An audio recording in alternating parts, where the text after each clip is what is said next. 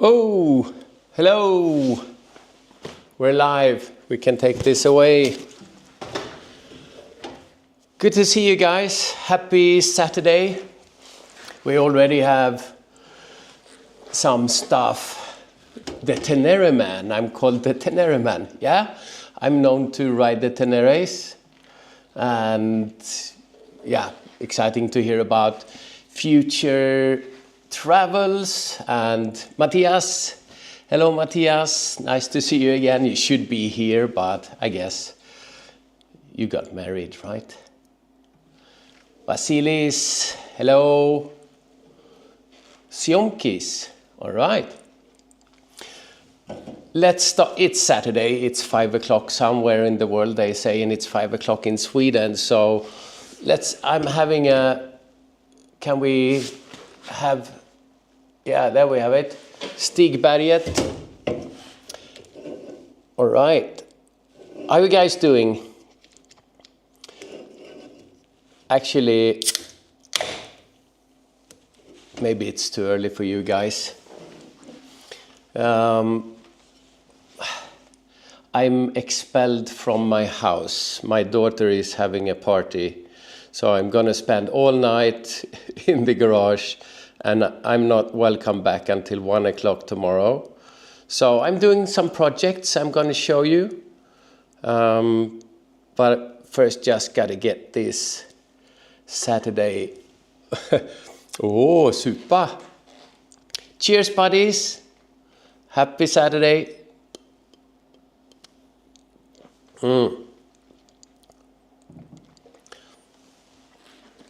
Working in a garage and having some beer. Sionkis, are you also working in the garage with some beer? Yeah, I got it. All right. Yeah, so, and also the thumbnail. Come, Elliot, come. The thumbnail actually had a little, not sure if they are actually called dogs, but yeah, so. Oh, hello, this is my garage buddy today. Look into the camera, smile. It's not my dog, but we're taking care of it. Yeah, someone called me the Tenere man just now, and I've ridden a lot of Teneres, and I will keep the T7 for sure, but now I'm interested. I have new bikes I want, not new bikes, but new styles of bikes to ride. Rooster, hello from Arkansas. I might swing by, not sure if that's your state, but I'll talk about that soon. Working on the HAP, yeah, I have it here. I've done some stuff to it, prepping. So let's take things from, yeah, this is the most hectic, sounds bad. Full year, full of riding and events and stuff like that. Since I started my new solo channel, at least, yeah, with my name on it. I did the other channel as well, I guess. But since I started that small channel, starting from zero, things have just exploded with things to do and happenings. So we started in March with the ADV Expo. Christian and Petra from Sweden, they risked everything, and it was a success, this adventure motorcycle show in Sweden. So that's probably going to happen again next year, so we're looking forward to that. Problem here in USA, Guy drops out. Let me know if audio and video is okay. Prost, hello from Germany. Oh,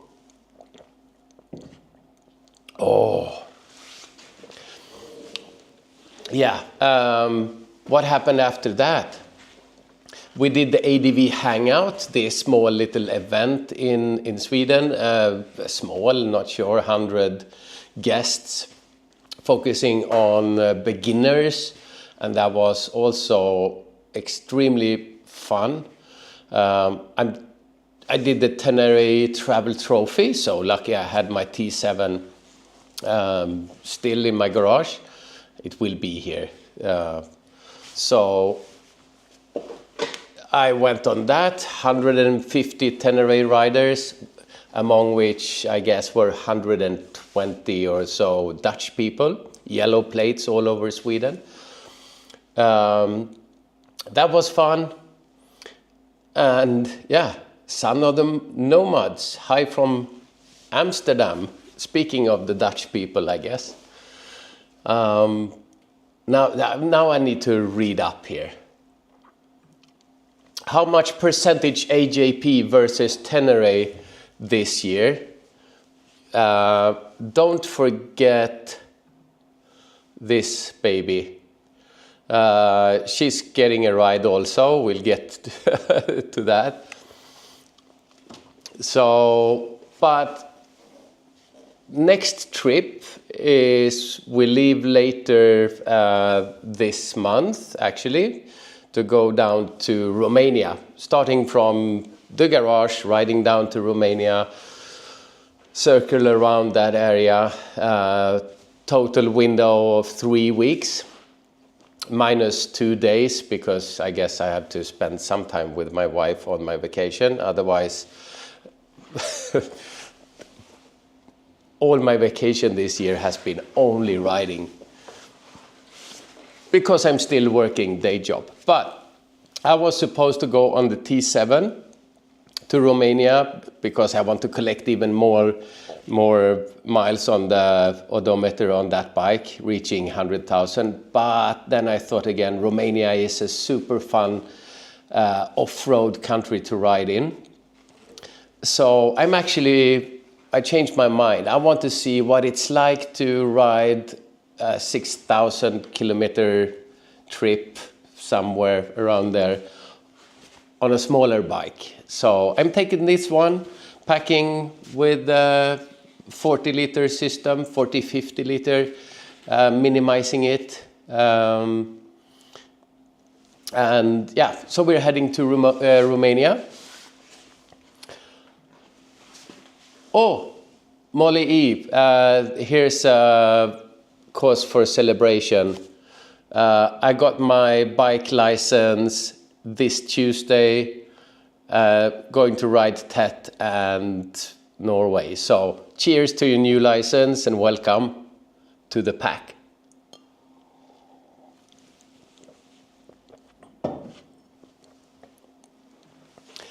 Yeah, Romania, better take some body armor.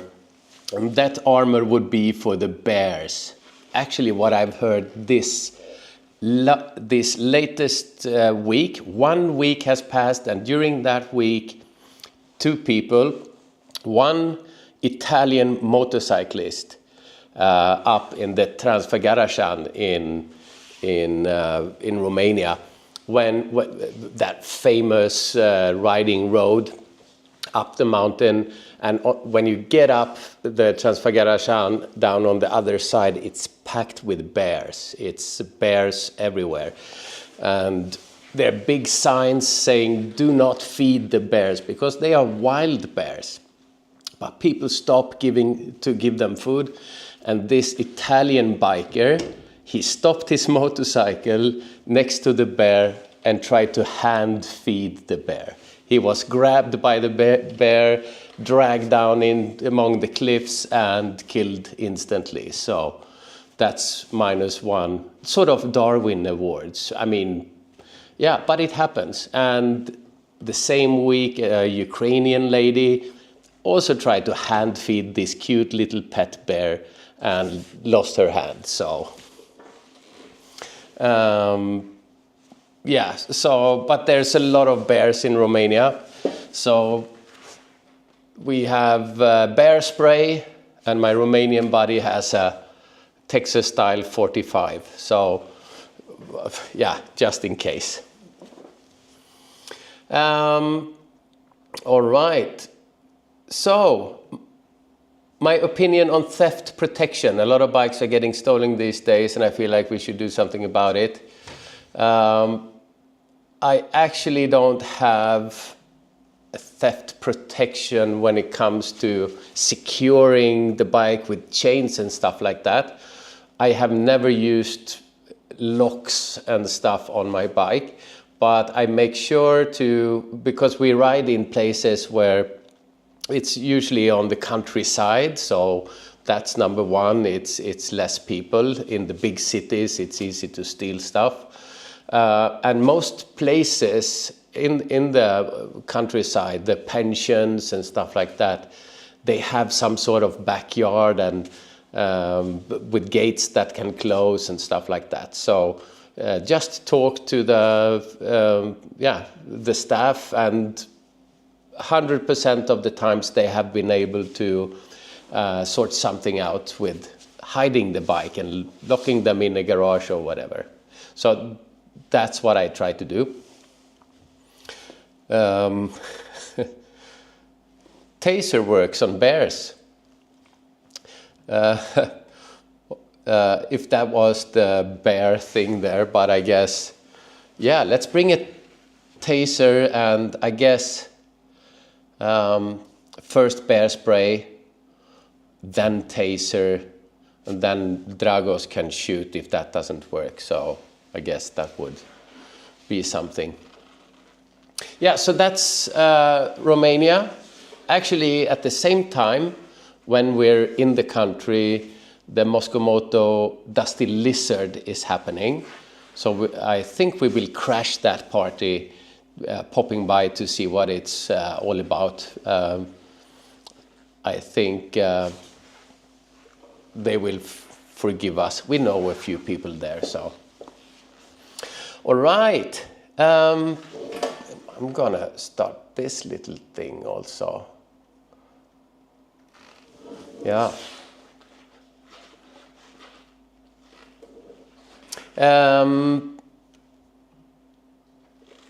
Has anyone ever stolen anything from me on my trips? No, I never lost anything,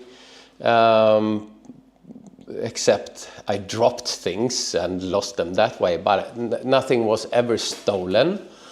I had friends and people I know of that lost things, and they got the bike stolen and the laptop stolen and stuff like that, but that were all in cities, and I mean real cities, bigger cities like that.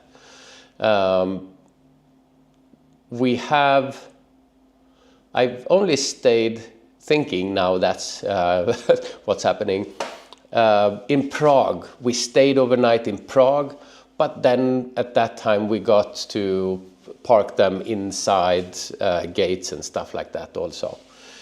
So yeah, I stay out of big cities, only small towns somewhere out there, and that's much more interesting also to me. If I want to go to a big city, I take the car or a plane and bring my family and go shopping or something.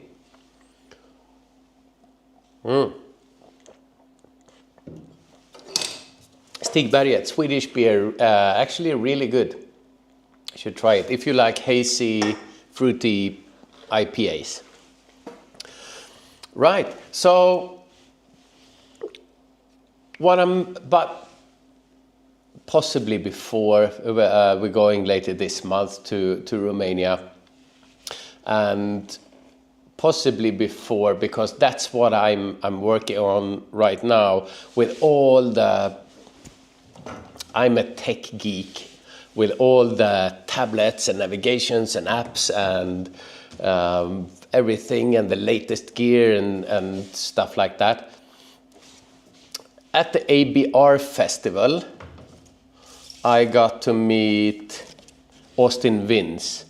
Austin Vince is one guy from Enduromondo. Everybody heard about Ewan McGregor and Charlie Borman from The Long Way Around. They did that with a big production team and a lot of budget and helicopters and stuff. But Austin Vince, this is just a little leaflet that I got from the ABR festival. He now makes rides in the Pyrenees, but he was part of Enduromondo, who went around the world with really old bikes. They made luggage from travel cases and whatever, and just slept under blankets. 400 days around the world through all the Americas, Africa and Russia, and yeah, everything like that. So they are the real deal, and they do everything super simple. So I'm actually planning for that. Let's see if I can show you. So this is my adventure bike that I'm planning to ride with. I fitted my my first bags that I ever bought, the Enduristan Monsoon, and they fitted quite well on this bike actually. And for navigation, today I made this from a cutting board, strapping it there, and then I have the maps. This is Trans-Euro Trail in my region here, so it continues up here, yeah, and like that. So gonna read it from there, need to strap them on here somehow, and no gadgets, no nothing, just gonna get some knobby tires on this bike and set off. So I'm really looking forward to that. All right. Hello, Stephen. Nice to see you here. Welcome to the garage. Are you using the rackless Lone Rider that, more rather than the Moscow Moto now? The Lone Rider bags are 70, 80 liters, something like that. And those are the only bags I have in that volume. And the Moscow bags I have are 40 to 50, depending on configuration. So it's not that I choose a bag because of which one I prefer the most. I would choose the bags depending on how much storage that I want. And to Romania on the AJP small bike, and I will have minimal luggage there, so I will probably go with the smaller bags. Got a question. What do you do about food for longer trips? For longer trips, I usually get food for the day to last me.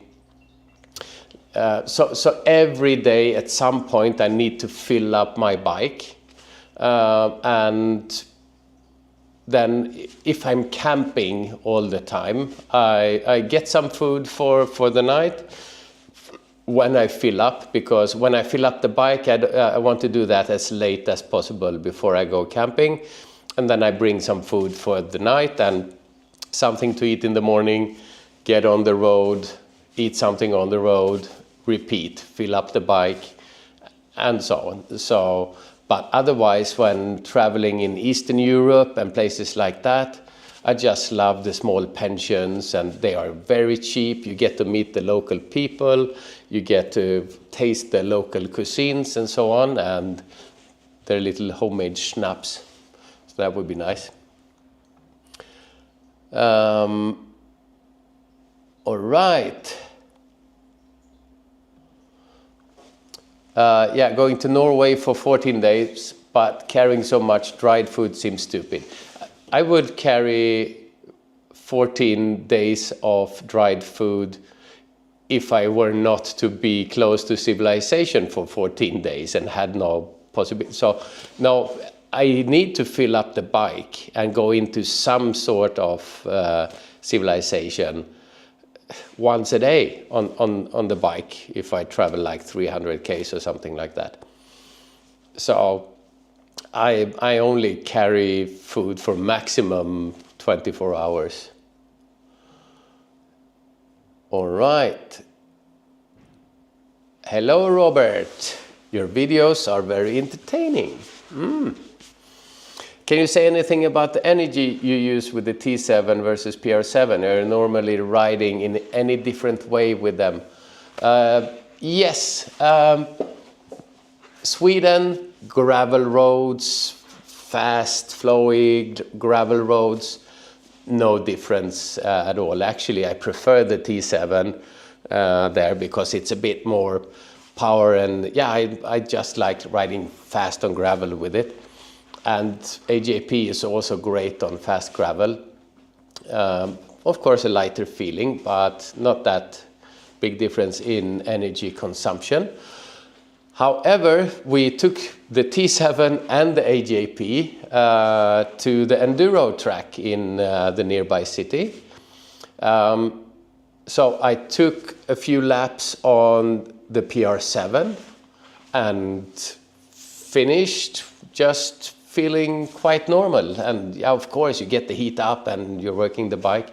But then I took the T7 for a lap, and I was actually exhausted. So there's a big difference in energy consumption between the two bikes, which is why I got the AJP, because for one, I want to be able to go into more technical stuff alone, and knowing that I can pick up the bike, Elliot the dog, I pick up the bike from you, but pick up the bike is a huge difference. But even if you don't fall, just managing the bike, riding the bike, uses a lot less energy. Hello, Gus from Wales. I'd like to come back to Wales. It's actually one of my things after the UK trip. We didn't go any off-road. We've been to Wales and did not do any off-road, and that's a fail. So need to go back and do that. How many clothes do I pack for a long trip?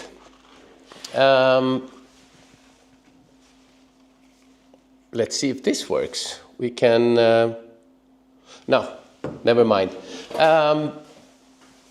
When I ride away, I have, because what I change is for two reasons.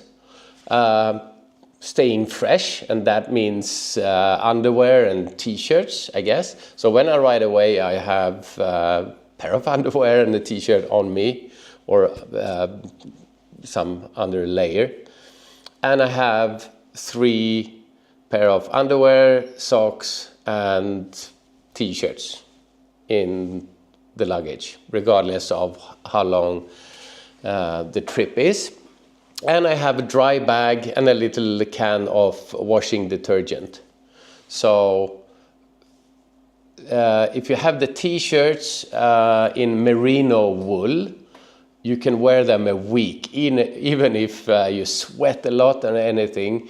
If you just don't want the things to stink, use merino wool, because they smell lovely even if you don't.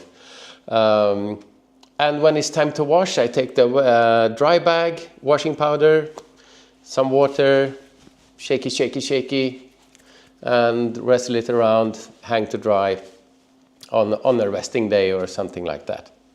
The rest is just for temperature. So I usually have this, even if I'm going to a very warm country like Romania. If we're going up in the mountains and perhaps camping up there or something like that, the temperatures can drop, and I usually have a normal pair of pants like this, stuffed in there. But going really light, I used sort of woodsman pants, and I ride in them, and they are comfortable to wear as normal pants also. So not so much more than that. If I use an airbag vest, I talk so much, I can't even finish my beer. Come on.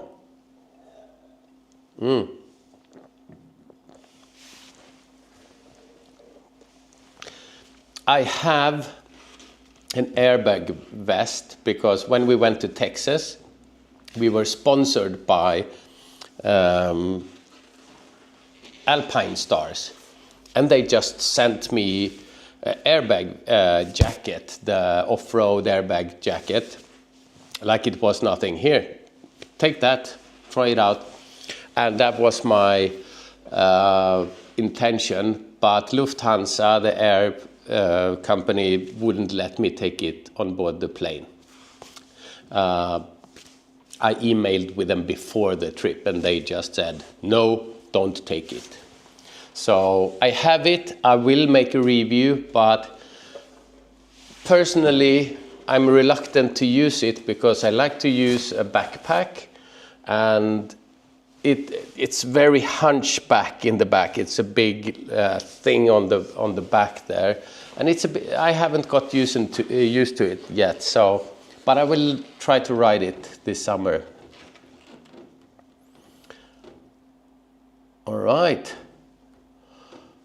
Pablo from Spain, hitting Norway, Sweden, and the Baltic countries. Awesome.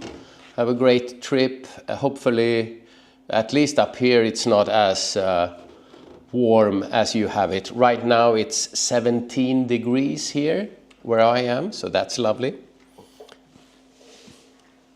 Hello, alias Sam Hill. Good to hear from you. Yeah, I heard it's really hot. So, how do YouTube carry water? I think that's autocomplete, I think. How do I carry water? I carry water in my backpack. And I carry more than I usually drink on a day. 3 liters in the backpack, and the rest I use to, if I'm camping, I use that to make the coffee or for cooking or something like that. And I also have a small water filter, so I usually camp next to some water, and if the water is empty, I can just go to the lake and use the filter, and it actually tastes real good. It tastes like bottled water, so that's a good investment. You love the ABR, I think it is. Thank you. Wales is the biker's paradise. Living there for 16 years. Oh yeah, some pain there. Yeah, I hope you get better. I hope to go to Wales. Actually, I want to make a smaller part of UK. We did the whole thing last year. I want to go back and do some trail riding.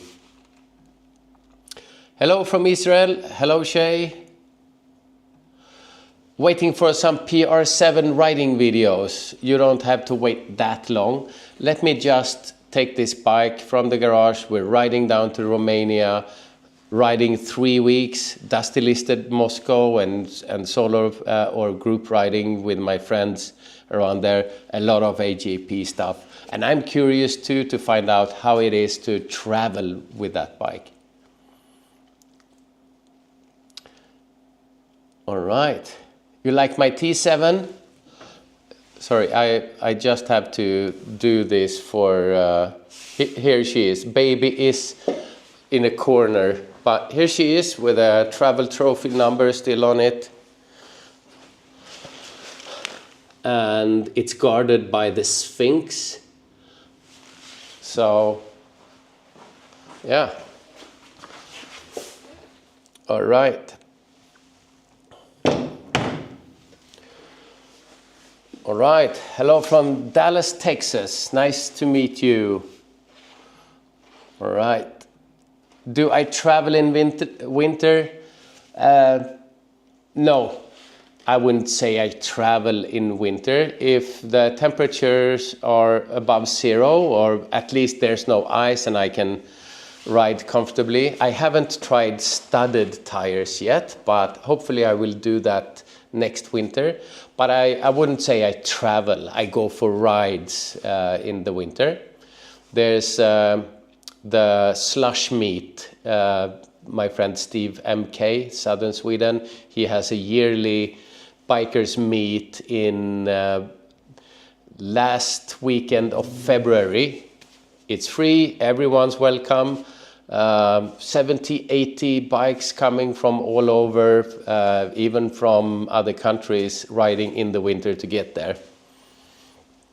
So that's nice. Is my sticker in that garage? Let's find out.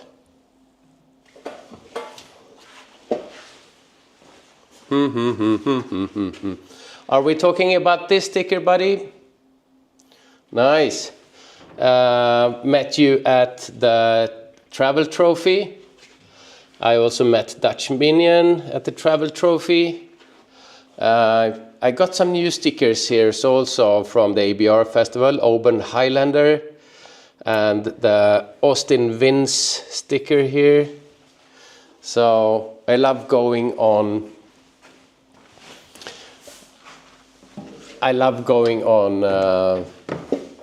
Yeah, to meet other bikers and stuff, and you get stickers, and I put them here on my wall. So, but I don't have a sticker now. I have the old Nomad Sweden stickers, but how do I make a sticker with just my name? I'll figure it out.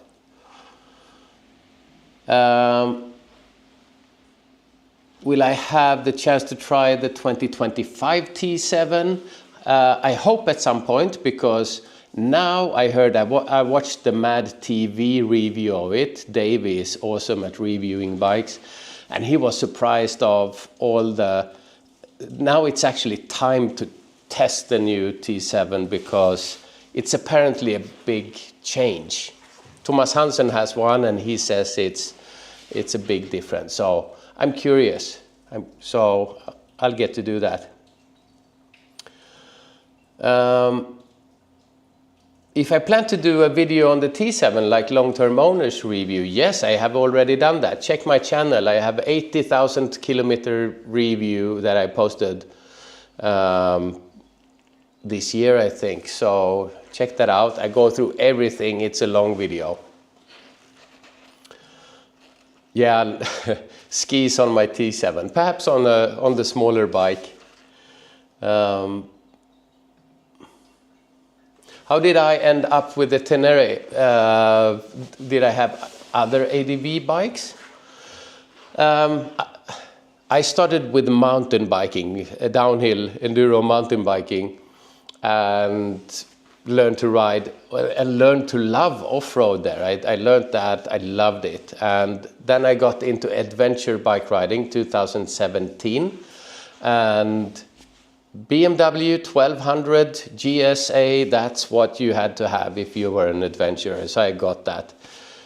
Just my friends had it, and I think many people get those bikes because, or any bike, because my friends has them. So, but that was too big and bulky, and then Yamaha released the new T7, and I just loved it. From the pictures, the videos and everything. Before it was even available to test ride in Sweden, I put down a down payment and ordered the bike straight up. We didn't have all the other bikes back then, but I never regretted it. It's been a fantastic bike. So just from looking at it in the videos, I need that, and I bought it. Sparks of Joy. Yes, your sticker is... Let's see, Sparks of Joy. It's very sparkly and glittery. There it is. I'm moving so we can see the glittering. Nice.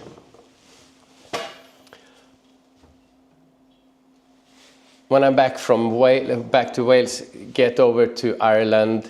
Yes, I also met some great Irish people at the ABR festival. They invited me over, so now I have you, Stephen, and the other Irish guys. So really hope I can do that soon. Bam, bam, bam, bam. If I tried Husqvarna Norden 901, I have, but we need a skål, supa, hu. It's not the same doing it alone, even though if you're here. Husqvarna, eller the American Husqvarna Norden 901. I rode it, but I didn't really test it. I rode it on pavement because when I had my T7 at the service at one point, I got a loaner for the 2 days, and I rode it. And for road and traveling, which is pretty much what I tested the pavement, it's a fantastic bike. So much power and stuff like that, but it felt bigger. Felt a bit bigger than my T7. Perhaps not weight-wise, but just felt a bit bigger. And yeah, I think it's a good bike, but I couldn't say too much for off-road. But Lyndon Poskett rides one, and he's happy, and he's the car rider, so... Skål. All right. Let's see what we have. Have I tested the CRF 250 300? Yes, I did some good testing on CRF 250s actually. There I am with the CRF 250 in Tanzania. So we rode that for 2 weeks approximately, and fantastic little donkey. It's a little donkey, isn't it? It's not a race enduro. It just rides along, but it's so light. You get everywhere with it. It was the 250, not the 300, and the air filters were just packed with dirt. They hadn't been cleaned or anything, so the power was a bit underwhelming, but you don't get a CRF for the power. You get it to chug along and have some fun on the bike. But yeah, good one. And yeah, we strapped the bags on there and yeah, worked nice. How is the mosquito situation in Sweden? Here's the latest forecast. The mosquito situation in Sweden is at an all-time low, actually. The news pointed that out. So if you don't like mosquitoes, I don't know anyone who does, now is a good time. And they don't expect more mosquitoes. They don't expect it to rise the whole summer. So it's going to be low on mosquitoes. So there's some good news for us. Best memory about the Tenere travel trophy. Meeting you guys. That was, it's fantastic to go out and other Tenere owners, and also in opposite to a KTM meetup, I guess, with the T7s. There's 150 T7s and none is the same. They're all so very personalized, so that's nice to see the bikes, talk to the owners, and I got to wear the cowboy hat, which I haven't done before or since after Texas actually. Wow, this wasn't a question, just a lovely thing to say. Thank you. Did I test the CF Moto 450? Yes, I did. Small beer break. All right. CF Moto 450, I rode it very shortly. I took it on the Autouro Scout event in Latvia in September last year, and I rode it back to back with the Himalayan 450. CF Moto 450, Himalayan 450. And what I remember is that I liked the 450 CF Moto better. Maybe because it's a small T7. It sounds like a T7. It feels like a T7. So that was nice. And also the throttle was a bit snappier. I mean, the response came quicker than on the Himalayan, which had a sort of a little delay. And also on the Himalayan, the windscreen is pointing towards your forehead. So when you're standing up and the bike is going up like that, I felt like, oh, I'm going to be punched in the face soon. Whereas the CF Moto has a more upright windscreen, and that wasn't an issue. So between those two, I would get the CF Moto. Even though at the ABR's festival, of all the bikes jumping on this, when they had the trick show with famous riders, the Himalayan actually made the longest jump of all the T7s, Africa Twins, and even the small bikes. So he really shot it. Any big trips for later this year? I have spoken a bit about the 3 weeks Romania trip coming up now in July. But what I haven't talked about is that crazy offer that I got. I got to know a few American guys, of which they have a podcast, the ADV Cannonball or Cannonball ADV podcast. You know that Cannonball run and Cannonball races through the US, movies, several movies with a Cannonball theme from coast to coast. There is a ADV version of the Cannonball race now, and they asked if I wanted to join, and I'm working. I cannot pay the plane tickets and everything, and I don't have a bike there and anything. So I said yes. So that's a once in a lifetime thing. So I'm going to. It has been sorted out. So I'm riding the Cannonball ADV rally in October, starting in Kitty Hawk, North Carolina, on the East Coast. And then 8 days over to Hotel Portofino in Los Angeles, where the monument for the Cannonball is, and the race ends by touching the monument. But to make it more legal, it's not, you cannot pin it just like the crazy races, but it's a checkpoint, gathering points rally. So there is some points for getting there first, but mostly you can still win the race by collecting more checkpoints and different, both on road and off the road. It's going to be completely crazy. I have not ridden those long days before, because you ride from hotel to hotel, and day 4 is from the hotel to the next hotel is 1,180 kilometers. So that's a long ride. But I will ride on a BMW 1250 GSA, so thank you. I'm getting back on that big bike again. That's perfect for that kind of race.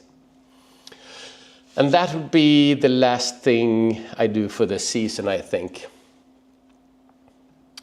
Sparks of Joy, buy a 3F, CRF 300 to play with. I think that would be awesome. That's a good idea for sure, because you will get the skills that you cannot do it on the big Tiger.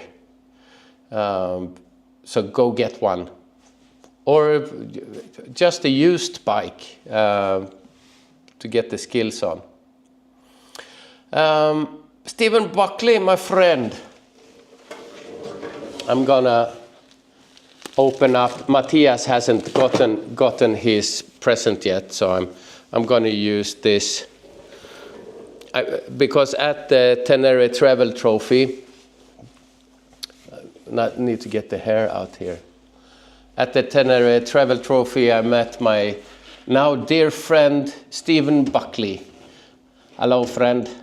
I don't intend to try to talk the Scottish accent, but we had a wee bit of whiskey and he got me this hat and a taste of his whiskey, so appreciate it. Hope to meet again in the future. This should have been the thumbnail image actually for this video. Yeah, have a cowboy hat, but this is for Matthias, so I'm gonna tuck it away again.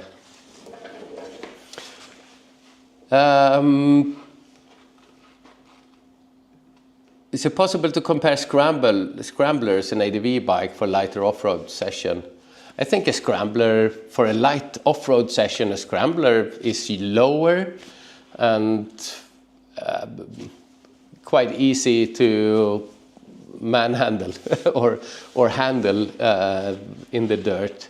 So a low off-roady bike, because if you're not going at speed and you just want to get around in the technical stuff, a scrambler could be fun, unless there's you need the ground clearance for big rocks and stuff like that, but it sure will be a fun ride.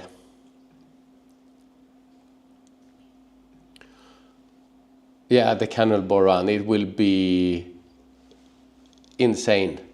I thought actually, because I don't have vacation then, but I just take it. Because I will not remember the rest of my life those 2 weeks in the office, and I will on the ride. So first of all, skål, Konstantin Marin. Skål.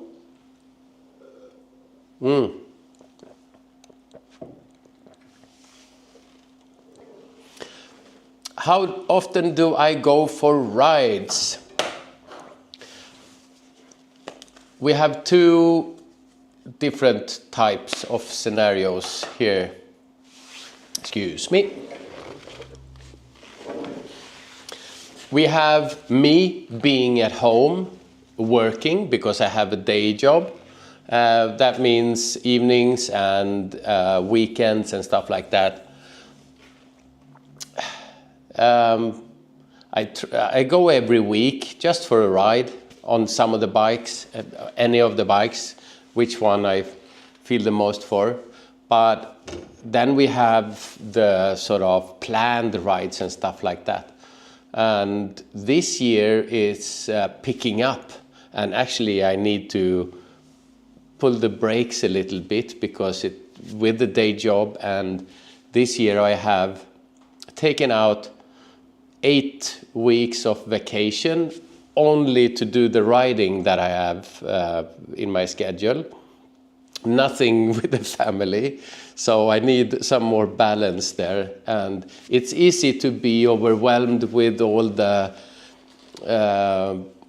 sort of offers that you get. Come ride here and go ride here, and the Cannonball will pay the airplane ticket for you if you come.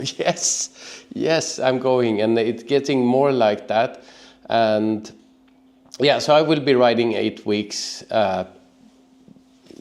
only riding this year. So, but I when it calms down after the ADV rally, I will make a new plan to find the balance, and because it's so fun to say yes right now.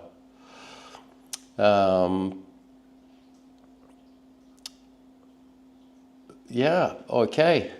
Sam Hill, meet up and at the stop at the Cannonball. Yeah, you have to be roadside and you can be waiting with some refreshments there. It will go sort of in the line between, Kitty Hawk, North Carolina, and Los Angeles, and I know for sure the top of Texas, Oklahoma, Texas, New Mexico, over into there. So that's on the ADV Cannonball website. You can actually see the track, and there are checkpoints also, and those are also on a map. So, and we're trying to get, because we will take different routes getting there, but we will navigate between the waypoints, the ones we want to pick. All right, October is beautiful. That's good. We'll prepare for all kinds of weather, I guess. The longest day is 750 miles, but I guess it's mainly on the I-10 or wherever. What about my bionic eyes? Yes, thanks for asking. It's now 2 years ago since I used still to have these reading glasses laying around, because I as most people, I start to see have worse eyesight getting older, and I could see, to my opinion, well at a distance, driving a car and everything.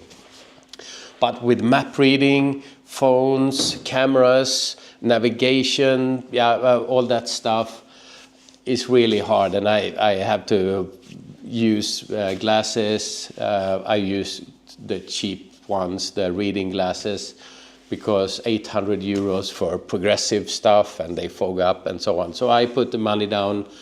I actually paid 5,000 euros, but money well spent on replacing my lenses. So what it is, it was actually, people are afraid of doing that in their eyes, but it was really comfortable procedure, and I had to wear 2 pair of sunglasses afterwards because I was so sensitive to the light. But now I have not used reading glasses since I did it 2 years ago. I have felt no side effects, but there are some known, not side effects, but sort of features that comes with it, and that is the glamour effect. So if it's dark and you see small bright light sources like a car in the distance or some bright lights on houses or whatever, you see a few rings around those lights, like halos. Not fuzzy or dimmy halos, it's sort of small sparkling halos. But now I have, and they actually told me that's what was going to happen, is that your brain will notice them first because you look at them because they are new. But over time you just forget to look at those rings, and now I don't notice them. I have no trouble driving in the dark or anything. For me, it's been a huge success. We'll do it again. If you Google it, you will find people who have had bad surgeries, sort of have problems, and now they see worse than they did before. But I think 100% of those who it doesn't go well for, 100% of them are, you can read about them online. But they do, only in Sweden, 25,000 a year of these lens replacements. So I took the chance, and it's quite a small risk. I also walked over the street when I came to the garage, and that's also a risk with statistics. All right, I see you have a GP Mucci Tour Guard. Am I satisfied with it? Yeah, they need to make one for the 25 bike. Yes, I'm happy with it. Let's have a look at it. Are you still with me, iPhone? Yeah.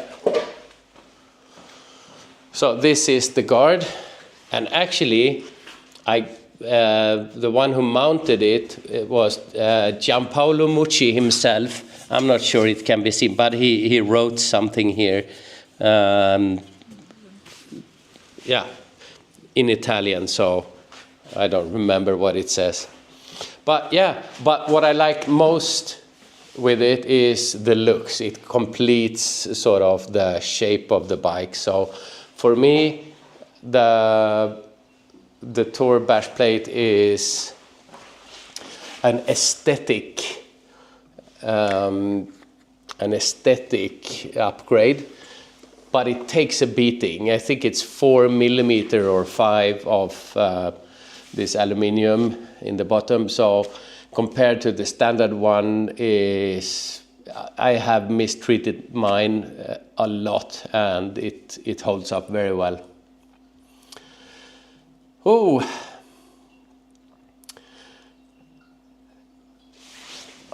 riding close to us in Arkansas as well. Yeah, hopefully. All right.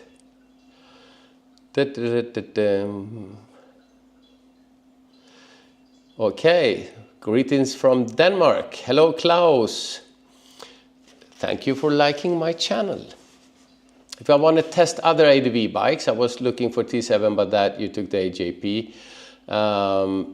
And the new Vogue 800 Rally.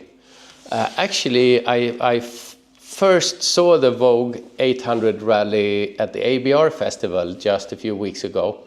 And it looked really nice. And I'm getting dizzy because, yeah, when I got the T7, there weren't many other bikes around. You had the BMW 850 and you had, yeah, just a few bikes. But now it's overwhelming. And with all the known bike brands had their own, Aprilia and Ducati and BMW, but there's also popping up all these new brands like Void and CF Moto and Covey, the 800, and there's so much now. Would be fun. I have not been interested in testing, being a bike testing channel, because I mean, the channel is me, so it follows my interest. I haven't been that interested in making a lot of tests. So, but that might change, because it would be interesting now. I have ridden the T7 for so many years. On my 6th year now. And yeah, would be nice to see what happened in those years, because not much happens from year to year to year to year, but now I skipped so many years, so that would be an interesting test for sure. With working and family, how do you convince your wife to let you spend so much time riding, making all this amazing content? My wife's list of projects really cuts into my riding time. Any tips? What worked for me? Now, we went together with financially and bought her a horse. And that worked very well for me. So I have the bike, she has the horse, but the biggest problem or the biggest, what's most important, I think, is that both need to be just as passionate about something, because she's just as passionate and spends just as much time on the horses and all of that as I do with biking. So we go on each other's stuff. She wants to go there. Yeah, go, have fun. When I say I'm going 3, 4, 5 weeks now on the bikes with this gang somewhere, and oh, that'll be great for you. Yes, see you then. I might remodel the kitchen when you're gone. So, and then I met friends who go on a bike ride, and the partner sits at home and waits for the other one to come home and sends messages. Where are you now? The kids are missing you, and so on. And that's not working. Not sure how to fix it, but when I'm away, I do not get one message from my wife, and when she's away, I don't send her one message.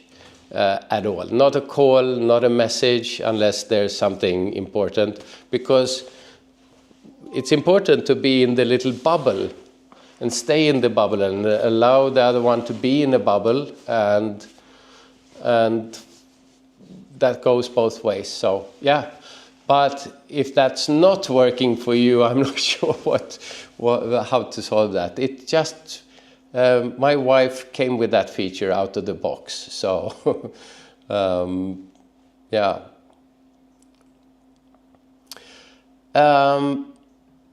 T7, oh, we're up to 1 hour, so we're gonna cut this short soon.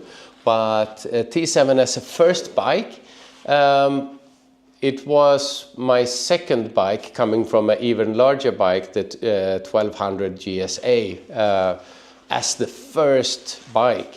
So it's I say you can do it, especially if you have if you're not vertically challenged, because then you will struggle a lot with the height. You can lower it, of course, but what I'm learning is if you like off-road, the smaller the better. And the reason I got the AJP is it's the smallest bike that I found at the time that I figure I can travel far with, but that level of comfort goes down and down, so you can travel on smaller bikes also.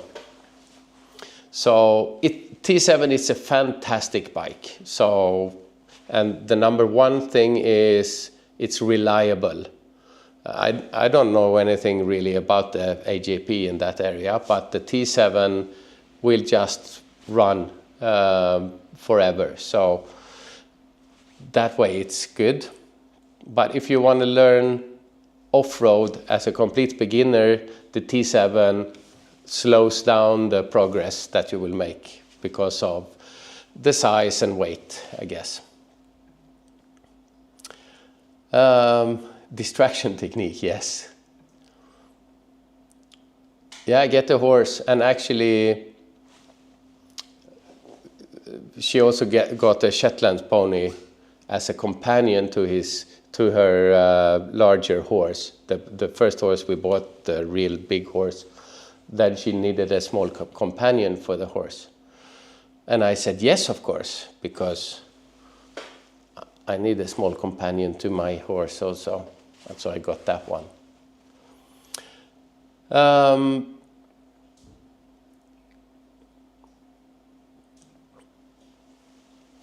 Yeah, the life balance thing. The thing is, I'm riding, this year is extreme with 8 weeks away, but that's 8 out of 52 weeks. So for the other weeks of the year, I'm home. I'm home every day. I do all the cooking because I like cooking. So we still have one kid who lives at home. And I'm there every day, and I'm out of work. I leave office after 3 o'clock, 3:30, somewhere there. So I'm home first, I shop. I'm always there. So I think I have balance in that sense, spending a lot of time with my family. It's just when I go out on longer trips that they have to starve and eat sort of something from the fridge. All right. How do I get started riding enduro as an adult? Did I consider this? I did not consider enduros because I never ridden enduros. I started with the 1250 USA. But when I got down to Steve MK in Vetlanda, Småland, he put me on his 500 EXC, the KTM. And I ridden several years on the bigger bikes. And I could not believe how skilled I was. Everything was so easy. And so it's a huge difference riding on that small enduro bike. So it's a great thing to, I know that now.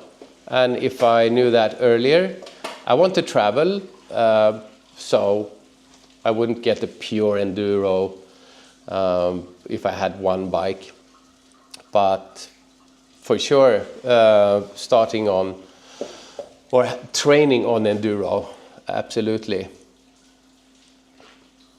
I'm not into sports bikes, really. Sorry. What's my opinion on the DRZ4S and the 390 Enduro R? Really cool bikes, smaller than the AJP, but I will actually, I haven't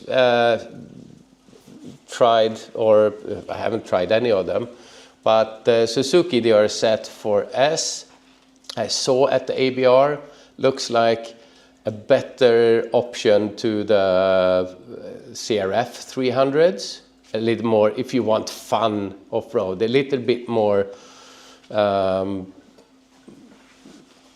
factor in that one, although it's quite expensive, so it's more money for that one. The 390 Enduro R is the first KTM in a long while that actually looks cool to me. When we go to Romania later this month, my friend Dragos there, he has ordered one. He was promised he will receive it so he can ride it when we're there, and then I will have possibility to test one. So, but that also looks really cool and a lot of stuff in there for the package. Oh, all right. Am I coming to Slaskträffen next year? No idea, because I promised myself to not make any more plans. After Cannonball, let's just have a clean sheet. So, yeah, tempting to plan for next year also otherwise. Shout out from Österreich. All right, Grüß. Okay, guys, actually, we had 1 hour and that's my plan for this thing. If you like, we can do this more often. This is actually the first time ever on my new channel, which is where I live now.